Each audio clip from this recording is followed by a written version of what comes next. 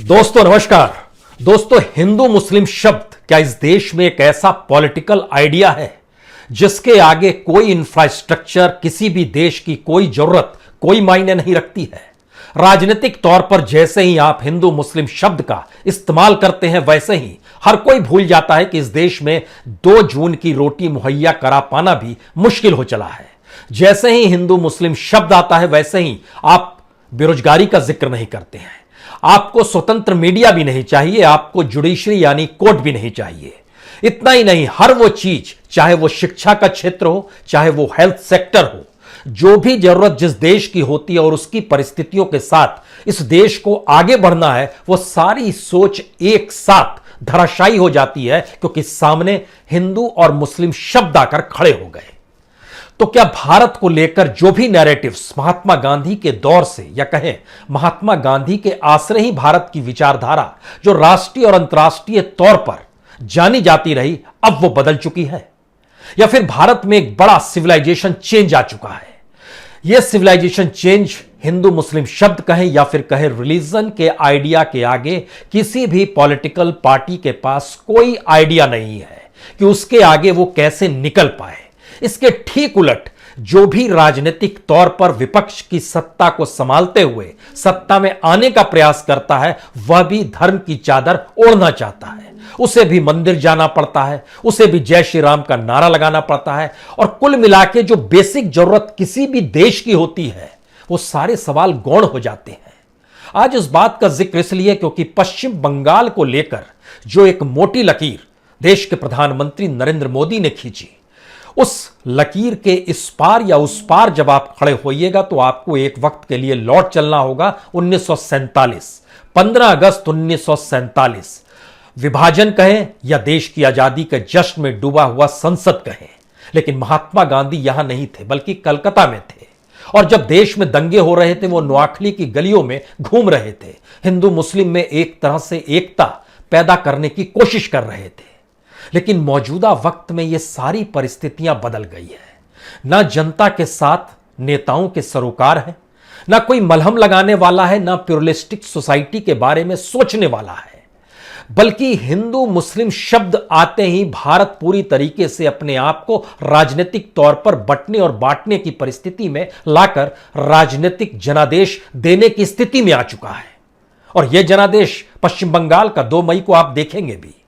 लेकिन इसी के अक्स तले कई बड़े सवाल हैं और हमें लगता है कि मौजूदा वक्त में प्रधानमंत्री मोदी के सत्ता के तौर तरीके को डिकोड करने की स्थिति बहुत जरूरी है, जो आपको समझना चाहिए। यह इसलिए क्योंकि अगर आप एक पूरी फेरिस्त को देखें, किस तरीके से स्टेज बाय स्टेज इस देश में जो भी पॉलिटिकल आइडिया निकल कर आया, उस पॉलिटिकल आइडिया की इतनी जल्दी मौत क्यों हो जाती है। और राजनीतिक तौर पर जीत मिल जाए लेकिन आइडियाज की मौत हो जाती है। क्या यह नहीं कहा जा सकता है कि अन्ना हजारे, याद कीजिए अन्ना हजारे का जिक्र जब हम कर रहे हैं तो टाइम मैगजीन ने निकाला था कि उनके आइडियाज शायद भारत को गांधी की विचारधारा से जोड़ते हुए आने वाले वक्त में एक नई दिशा में ले जाएंगे। लेकिन आज की तारीख में अन्ना हजारे को लेकर शायद देश के भीतर के 10 इडियट्स भी कुछ कहने की स्थिति में ना रहेंगे। इतना ही नहीं, उसके बाद याद कीजिए बाबा रामदेव, अरविंद केजरीवाल, नीतीश कुमार, मौजूदा वक्त में राकेश टिकैत, ये सारे अपने अपने वक्त के नायक हैं। लेकिन इस नायकी के पीछे जो संवाद है राजनीतिक तौर पर, क्या वह आरएसएस का रहा है, बीजेपी का रहा है, मोदी सत्ता का रहा है? वो कौन सी वजह थी जिसमें अन्ना आंदोलन सफल होते चला जा रहा था और इस देश के भीतर में करप्शन को लेकर लोगों के भीतर आक्रोश था? हालांकि उसके बाद चुनाव में अरविंद केजरीवाल चुनाव जरी जीत गए, लेकिन जरा उनके भी तौर तरीके को समझिएगा तो वह भी तौर तरीके पूरे तरीके से नरेंद्र मोदी की लीक पर चलने वाले ही थे। नरेंद्र मोदी के पोस्टर देश भर में चस्पा थे तो अरविंद केजरीवाल के पोस्टर दिल्ली भर में चस्पा थे। प्रचार प्रसार कुछ उसी तरीके का था। लेकिन उसको आगे बढ़ाने की सोच और उनको ढहाने की सोच का मतलब यह है कि दिल्ली में मुख्यमंत्री के सारे पावर अगर एलजी के हाथ में दे दिए गए तो फिर आप चुनाव जीतकर भी क्या कर लेंगे।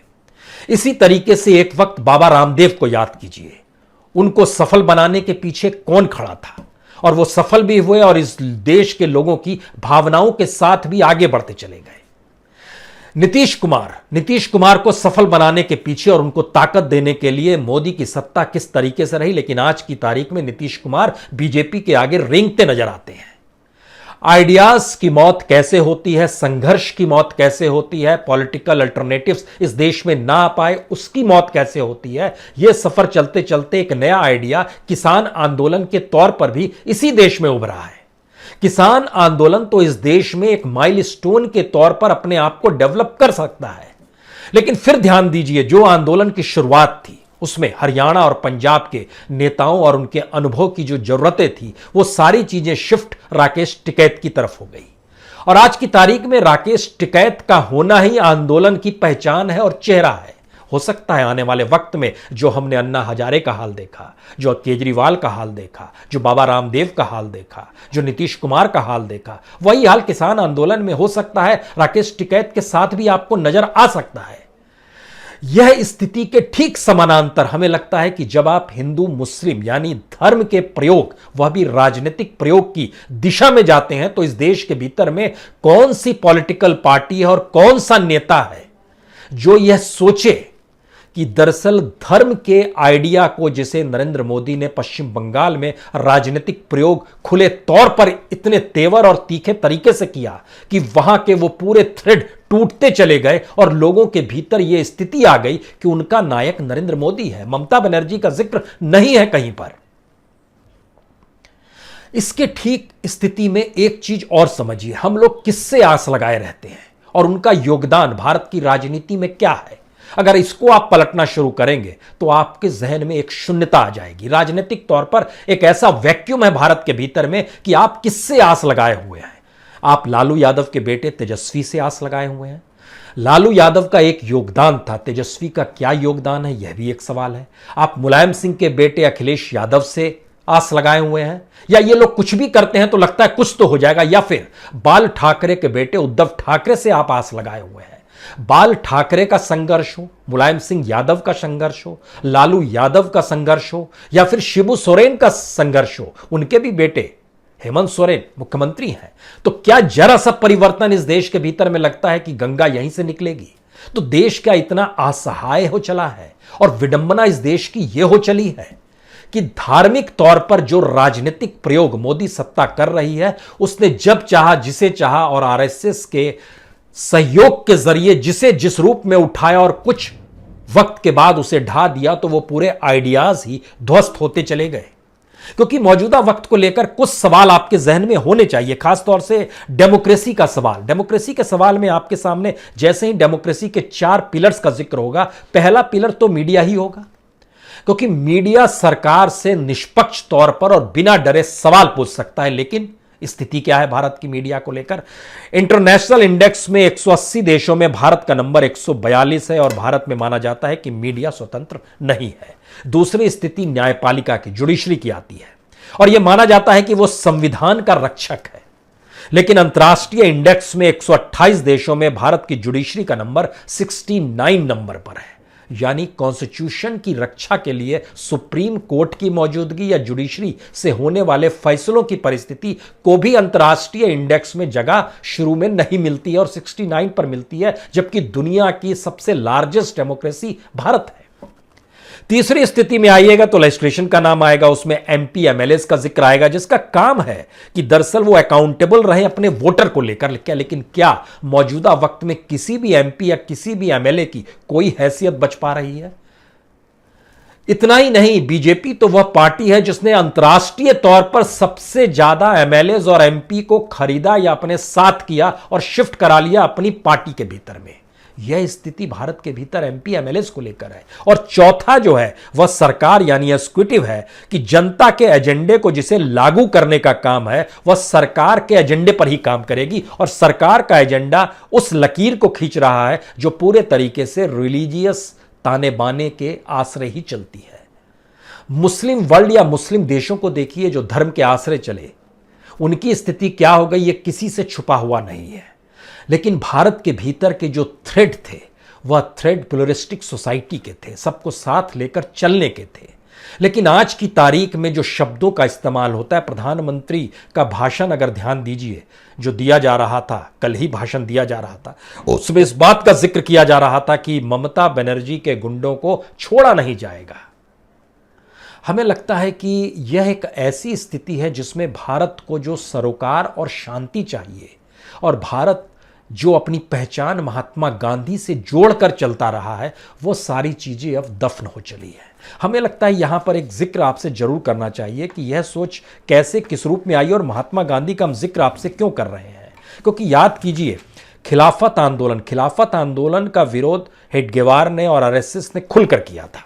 1917 में तुर्की के जो खलीफा थे उनको गद्दी छीन ली गई, तो खिलाफत आंदोलन का समर्थन कांग्रेस ने किया और हेडगेवार ने इसे कांग्रेस के मुस्लिम तुष्टीकरण के तौर पर बताया। फिर उसके बाद याद कीजिए 1926 में जब आर्य समाज के स्वामी श्रद्धानंद की हत्या हो गई, तो हत्यारे अब्दुल राशिद के पक्ष में महात्मा गांधी खड़े हो गए और इसका खुले तौर पर आरएसएस ने विरोध भी किया था। लेकिन सवाल यह है कि महात्मा गांधी उस वक्त क्या सोच रहे थे और आरएसएस उस वक्त क्या सोच रही थी। वह आज के परिप्रेक्ष्य में जब हम एनालिसिस करते हैं तो आरएसएस को लग रहा था कि हिंदुत्व को एक साथ खड़ा करना है और उसमें मुस्लिमों की जगह नहीं है। महात्मा गांधी सोच रहे थे कि आजादी के लिए हिंदू मुस्लिम को एक साथ लाकर खड़ा करना है। क्योंकि जैसे ही आप स्वामी श्रद्धानंद का जिक्र करते हैं, स्वामी श्रद्धानंद दरअसल 1917 तक जब उन्होंने संन्यास नहीं लिया था, तब तक उनका नाम जो था वो महात्मा मुंशी राम के तौर पर वो जाना जाते थे, और उसके बाद संन्यास ले लिया तो स्वामी श्रद्धानंद हो गए। और याद कीजिए 1919 में जलियांवाला कांड जब हुआ, उसके बाद जलियांवाला में अमृतसर में कांग्रेस का अधिवेशन था, कांग्रेस का कोई नेता वहां जाने को तैयार नहीं था। उस वक्त स्वामी श्रद्धानंद पहुंचे, उन्होंने अमृतसर में कांग्रेस के अधिवेशन की अगुवाई की। और इतना ही नहीं, जब रॉलेट एक्ट भारत में लगाया गया तो स्वामी श्रद्धानंद भी आंदोलन में उतरे और स्वामी श्रद्धानंद ने भारतीय हिंदू शुद्धि सभा की अध्यक्षता भी की। अब यहां पर यह समझने की जरूरत है कि स्वामी श्रद्धानंद को लेकर जो नजरिया महात्मा गांधी का रहा वह आरएसएस का नहीं था। संघ ने स्वामी श्रद्धानंद को हिंदुत्व के दायरे में देखा और महात्मा गांधी ने आजादी के संघर्ष में हिंदू मुस्लिम को एक साथ लाने की दृष्टि से स्वामी श्रद्धानंद को देखा। और इसकी एक घटना और महत्वपूर्ण है, क्योंकि स्वामी श्रद्धानंद अकेले ऐसे हिंदू सन्यासी रहे जिन्होंने राष्ट्रीय एकता के लिए जामा मस्जिद से भाषण दिया, बकायदा वेद मंत्रों के साथ वैदिक धर्म को लेकर हिंदू मुस्लिम को एक साथ देश की आजादी के संघर्ष में आने को कहा। अब सवाल यह है कि उस वक्त महात्मा गांधी के जो तौर तरीके थे उसमें देश के भीतर में एक शांतिपूर्ण तरीके से अहिंसावादी सोच के साथ लोगों को संघर्ष करने की एक ताकत मिलती थी। मौजूदा वक्त में धर्म की पीठ पर सवार होकर एक आक्रोश है, गुस्सा है और हिंसा का एक रूप निकल कर आ गया है। यह भारत की स्थिति के साथ पहले कभी नहीं रहा और पश्चिम बंगाल का चुनाव शायद इसीलिए भारत के भीतर में जो सिविलाइजेशन चेंज है उसका एक प्रतीक बन जाएगा 2 मई को रिजल्ट आने के बाद। क्योंकि यह सिविलाइजेशन चेंज भारत के भीतर में महात्मा गांधी को दफन कर चुका है और महात्मा गांधी की परिस्थितियों से नए सिरे से आगे भारत को मथा जा रहा है। और यहीं पर सवाल है कि जो भी नेता या जो भी पॉलिटिकल पार्टी विकल्प के तौर पर सोचते हैं वो क्या सोच पा रहे हैं। वो सिर्फ इतना ही सोच पा रहे हैं कि चुनाव लड़ना और हो सकता है जीत जाए। अब आप कल्पना कीजिए, असम में जो एआईडीएफ है उसके जो विधायक बन जाएंगे, जो एआईडीएफ मानकर चल रही है और उसे लग रहा है कि शायद खरीद फरोख्त होगी, तो उनके जो कैंडिडेट्स हैं उनको जयपुर भेज दिया गया। राजस्थान में कांग्रेस की सत्ता है, उन्हें लग रहा है कि खरीद फरोख्त ना होगी तो हो जाएगी। लेकिन क्या भारत की राजनीतिक सत्ता जब दुनिया के सामने इतनी ताकतवर है तो क्या असम के चुनाव परिणाम को लेकर भी कुछ सवाल है क्या? और पश्चिम बंगाल के चुनाव को लेकर भी कुछ सवाल अब बचेंगे क्या? क्योंकि यह एक ऐसा सवाल है जिसमें अगर वाकई सिविलाइजेशन चेंज भारत के भीतर हो चला है और जिन जिन नेताओं का उदय एक पॉलिटिकल अल्टरनेटिव या पॉलिटिकल न्यू आइडिया के साथ हुआ, देखिए तो उसे धीरे धीरे खत्म कर दिया गया। वो जिक्र हम कर चुके हैं, अन्ना हजारे है, केजरीवाल है, नीतीश कुमार और लालू यादव का भी साथ आना वह भी एक राजनीतिक प्रयोग था। लेकिन उसको 2 साल के भीतर में वहां की सत्ता ने धरा, 2 साल भी कहां लगा, उससे कम में धराशायी कर दिया, बीजेपी किस रूप में आ गए और आज की स्थिति क्या है।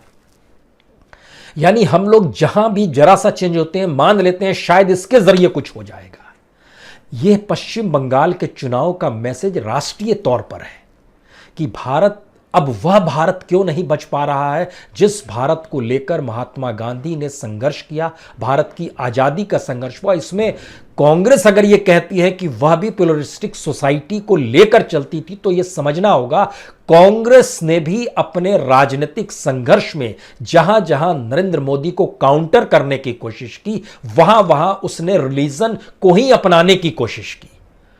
राहुल गांधी भी धर्म के आश्रय या धर्म को काउंटर करने के लिए उस फिलॉसफी को नहीं ला पाए जो भारत की फिलॉसफी थी, उस सोच को नहीं ले पाए, उस आइडिया को नहीं डेवलप कर पाए जो भारत की राजनीतिक तौर तरीके को मोदी के रिलीजन के विजन से आगे ले जाए। शायद इसीलिए भारत के भीतर में आज ना तो आपको रोजगार का सवाल इस राजनीति के आगे टिकता है, ना 2 जून की रोटी का सवाल टिकता है, ना शिक्षा का सवाल टिकता है, ना हेल्थ सेक्टर का सवाल टिकता है, ना यूनिवर्सिटीज की जो हालत है उसको देख लीजिए, जो सेंट्रल यूनिवर्सिटीज की हालत है वहां पर हायर एजुकेशन किस रूप में हो रहा है, ना वो सवाल वहां पर टिकता है। बैंक्स की हालत कितनी जर्जर होती चली जा रही है, प्राइवेट हाथों में दिया जा रहा है। जो पब्लिक सेक्टर को खड़ा किया गया यह सोच के कि भारत अपने तौर पर आत्मनिर्भर होगा, उसे भी अब प्राइवेटाइज किया जा रहा है, कौड़ियों के मोल कॉरपोरेट्स को बेचे जा रहे हैं। लेकिन ये सारे मुद्दे कहीं भी धर्म की राजनीति के आगे मायने नहीं रखते हैं। और अगर धर्म की राजनीति ऐसी हावी हो चली है और दुनिया के बीच में भारत की स्थिति क्या है, अगर आप देखिएगा इनकम रैंक में भारत 193 देशों में भारत की रैंकिंग 148 की है। भूख में दुनिया के 107 देशों में भारत की रैंकिंग 94 नंबर पर है। जो अनएम्प्लॉयमेंट है, यह हर कोई जानता है कि भारत के भीतर बीते 45-47 सालों में सबसे बुरी स्थिति से भारत गुजर रहा है। यह हर कोई जानता है कि यहां पर जो पेट्रोल अंतर्राष्ट्रीय तौर पर है, सबसे ज्यादा टैक्स की वसूली कहीं पर होती है तो भारत में ही होती है। यानी हर दृष्टि और हर सोच के साथ तो इसका एक मतलब यह है कि कौन कब किसके साथ खड़ा है, और राजनीतिक सत्ता अगर अपनी ताकत के साथ, चाहे वो धर्म के आइडिया के साथ बड़ी होती चली जा रही है, तो फिर आप यह भी सिर्फ कयास ही लगा पाएंगे कि आज जो विरोध कर रहा है वो विरोध करने वाला कल सत्ता के साथ तो नहीं होगा, या जो जीत रही सत्ता है उसके साथ तो खड़ा नहीं होगा। यहां सवाल मुकुल राय या शुभेंदु अधिकारी का नहीं है। अगर ध्यान दीजिए तो मुंबई में देखिए, परमवीर जो कमिश्नर थे, पुलिस कमिश्नर, उनको काउंटर करने के लिए एक न्यूज चैनल ने सीधे सीधे उनको शिवसेना का गुर्गा बताया। परमवीर धीरे धीरे शिवसेना को ही काउंटर करने लगे और शिवसेना को कहना पड़ा यह तो सत्ता को डगमगाने के लिए परमवीर का इस्तेमाल किया जा रहा है। तो परमवीर कहां पर थे? या अनिल वाजे जो वसूली करने निकले थे, वह किसके साथ खड़े हैं? यही सवाल धीरे धीरे हर के साथ खड़ा होगा। यानी कोई चुनाव में किसी का रणनीतिकार होगा तो उसको लेकर भी सवाल खड़े होंगे, कौन कहां पर किस रूप में है, क्योंकि कोई पॉलिटिकल आइडिया इस देश में बच नहीं पा रहा है। और कोई पॉलिटिकल आइडिया इसलिए नहीं बच पा रहा है कि जिनके हाथों में पॉलिटिकल लीडरशिप अपनी अपनी पॉलिटिकल पार्टी की है, उनका कोई संघर्ष और समझ उस राजनीतिक सत्ता और राजनीतिक जमीन को लेकर रहा ही नहीं। वो विरासत को ढो रहे हैं, और विरासत को ढोते ढोते कैसी परिस्थिति में आकर खड़े हुए जहां पर उनकी बार्गेनिंग पावर धीरे धीरे खत्म हो गई, वह कम होते होते खत्म हो गई। तो अब इस देश में कौन सा आइडिया होगा? यहीं पर सबसे बड़ा सवाल होता है कि किसान आंदोलन।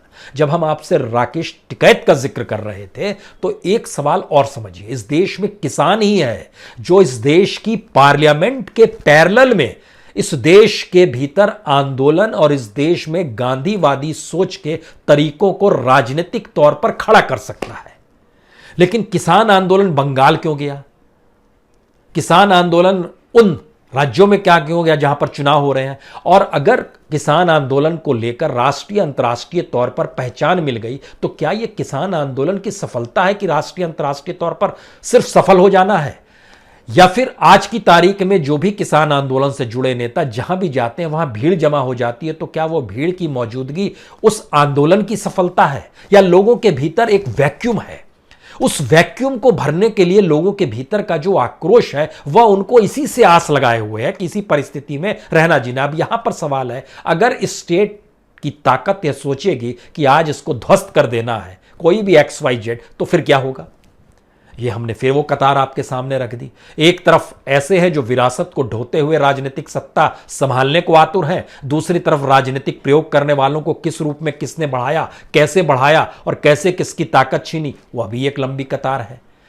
यानी किसान आंदोलन भारत का शायद वो आखिरी आंदोलन है मौजूदा वक्त में, जिसने अगर यह नहीं समझा कि अपने आंदोलन के जरिए वह भारत की पार्लियामेंट के पैरेलल में इस देश के जनतंत्र की सत्ता को मजबूती के साथ यह कहकर खड़ा कर दे कि उसे संसद की नहीं, इस देश की राजनीतिक सत्ता में बैठे लोगों की नहीं, बल्कि जनता के साथ खड़े होकर एक parallel economy, parallel political system और एक आत्मनिर्भरता की सोच के साथ शायद वह देसी तरीके से आत्मनिर्भरता, चाहे वो आपको बार्टर सिस्टम पे क्यों ना ले जाए, जहां पर आप चावल किसी को देंगे तो वो आपको कपड़े देगा, गेहूं देंगे तो आपके बच्चे की पढ़ाई कर देगा, यह भी एक सिस्टम है।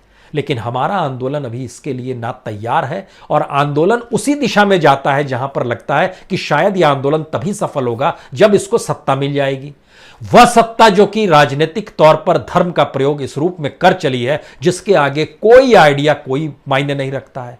भारत के भीतर का यह सिविलाइजेशन चेंज शायद भारत में महात्मा गांधी की विचारधारा को खत्म कर चुका है और शायद आने वाले वक्त में पश्चिम बंगाल के जनादेश का जो सच सामने आएगा वो शायद आपकी तमाम परिस्थितियों को डिगा दे, क्योंकि इसके बाद उसको कैसे ठीक किया जाए यह शायद भारत के लिए सबसे बड़ी चुनौती होगी। बहुत बहुत शुक्रिया, बहुत बहुत शुक्रिया।